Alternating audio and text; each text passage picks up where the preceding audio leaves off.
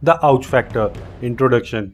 In a cinematic landscape where the bar for disturbing is constantly being raised by the likes of Evil Dead Rise or the sheer nihilism of the Terrifier franchise, Lee Cronin's The Mummy arrives with a specific mission: to make you squirm. Let's be clear right out of the gate. This isn't the most traumatic film you'll ever see, but it is masterfully designed to make you feel profoundly uncomfortable. If your limit for horror involves bodily fluids, peeling skin, or the sound of breaking bones, you might want to skip the popcorn for this one. There were moments during my screening where even I, a seasoned horror fan, found myself wincing and looking away from the screen. But here's the thing we always have to ask ourselves at Ekdam Filmi: is blood and gore enough to make a film good? We all know the answer is a resounding no. Shock value is a tool, not a screenplay. While Cronin knows how to paint a room red, does he know how to tell a story that stays with you once the blood is mopped up? The premise: a 7-year silence.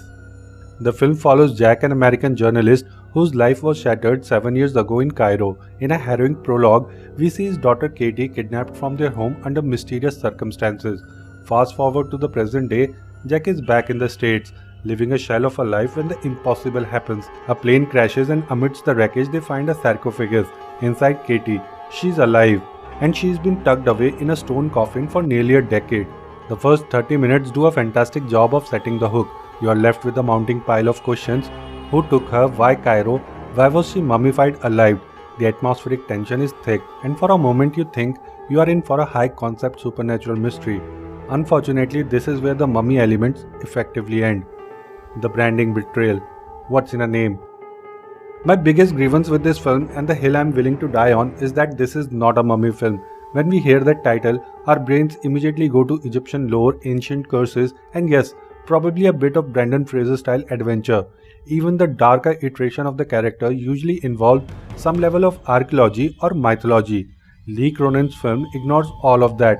It doesn't touch Egyptian history, it doesn't create its own lore.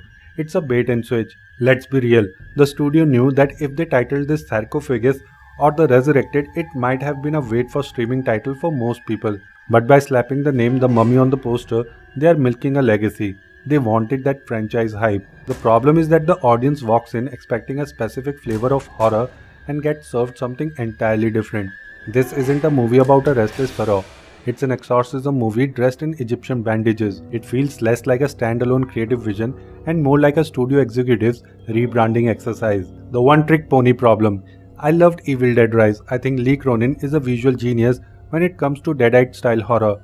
However, watching The Mummy, I couldn't shake the feeling that Lee is still stuck in that cabin in the woods. Almost every scare or possession sequence in this film felt like a deleted scene from the Evil Dead franchise. The movements, the vocal distortion, the way the characters contort, it's all very familiar. With Evil Dead Burn coming out later this year, even though Lee isn't directing it, it feels like he tried to make his own unofficial entry into that universe under a different title. If a director uses the same bag of tricks for every movie, they eventually stop being scary and start being predictable. Is Cronin a one-trick pony? On the evidence of this film, he might be. Logic leaps and fake tension. A horror movie doesn't need to be 100% realistic, but it does need to follow its own internal logic. This is where the script for The Mummy starts to unravel. Take the scene where Katie is first found. She's been in a sarcophagus for 7 years. She's malnourished, traumatized, and looking like a literal ghost. In what world do doctors and the FBI for that matter just say, yeah, she looks good, take her home to your suburban house. She should be in a high security medical wing, not a guest bedroom. Then there's the wheelchair scene. To create tension, the filmmakers have the parents lift Katie's wheelchair up the stairs, bumping it on every single step while she winces. It's painful to watch, but for the wrong reasons. Why wouldn't Jack just pick her up? He's her father, and sure enough, the moment they get to the bedroom, he lifts her into the bed. The wheelchair bumping was purely fake tension, a cheap way to make the audience feel bad without any narrative justification. The mystery of the unopened letters. The most, come on, really, moment involves a box of letters.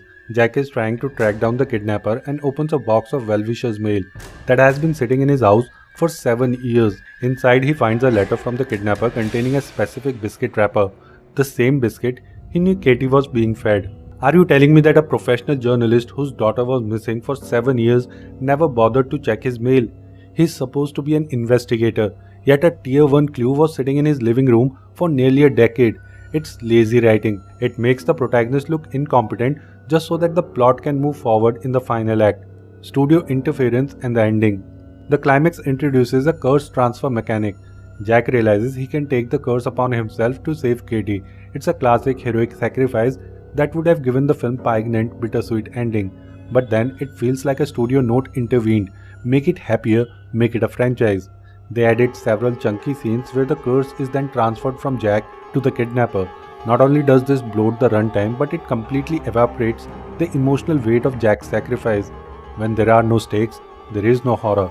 Add in the cliches of the grandma deadly death and sibling possession, and the ending feels like a checklist of horror tropes rather than a cohesive conclusion. The silver lining. Why it's still worth a look. Despite my ranting about the title and the logic, the movie isn't a total loss. The family dynamics are surprisingly well written. I actually find myself caring for these people. The use of Katie's Morse code, something she learned in a Girl Scout, was a brilliant Chekhov's gun that paid off in a satisfying way. I just wish the movie spent more time on the family and less time on the gore. I wanted to see the brother's grief, the mother's guilt, and the human side of the tragedy. The performances are the real standout. The young actress playing Katie is phenomenal. She manages to be both terrifying and heartbreaking, often in the same frame. And the practical effects, top tier. The prosthetic work on Katie is horrible in a good way. And let's talk about that nail cutting scene. If you have a weak stomach, look away. Seeing the skin peel from the nail all the way down the leg was a level of visceral body horror that we rarely see in mainstream cinema. It's disgusting, it's feral, and it's the one area where Cronin absolutely delivers. Final verdict. If you are looking for a classic mummy movie, stay home and rewatch the 1999 version. This isn't that, but if you want to watch something disgusting, high energy, and genuinely mean-spirited in its horror, Lee Cronin's The Mummy is worth the watch. Just don't expect it to make much sense. It's an Exorcist clone with the Evil Dead violence, disguised as a franchise reboot. It's a theater watch only if you love the communal experience of hearing an entire room go ew at the same time. Otherwise, wait for it to hit streaming. That's my take on The Mummy. Do you think The Mummy name was just a cash grab, or I'm being too harsh? Let me know in the comments below. If you enjoyed this deep dive, don't forget to hit that like button and subscribe to Ekdam Filmi for more honest reviews and movie theories. See you in the next one.